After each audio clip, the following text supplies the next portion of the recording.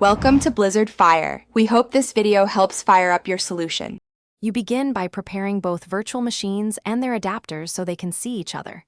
Start each VM, open network settings in the guest OS, and set a static IP in the same subnet.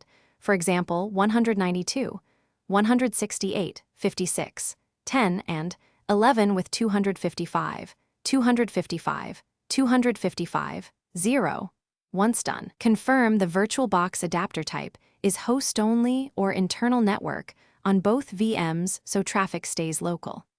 Make sure the guest firewall. Now configure the OS-level network details that actually enable communication.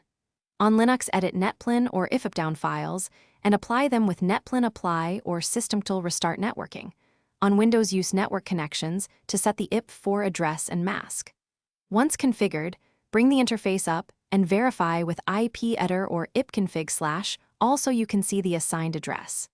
If you set a gateway, ensure it matches network design. Once the interface shows the correct IP, you're ready to attempt connectivity checks. Finally, perform the ping from one VM to the other and interpret results. On Linux, run ping C4 192, 168, 56, 11. On Windows, use ping 192, 168, 56, 11 and observe replies or timeouts. If you see replies, the setup is complete. If not, make sure the Virtualbox host-only or internal adapter is attached and up. Confirm both IPs and masks match the same subnet, and temporarily disable guest firewalls to rule out ICMP blocking. One key troubleshooting tip: check Virtualbox Global Host-Only Network DHCP settings if unexpected IPs appear.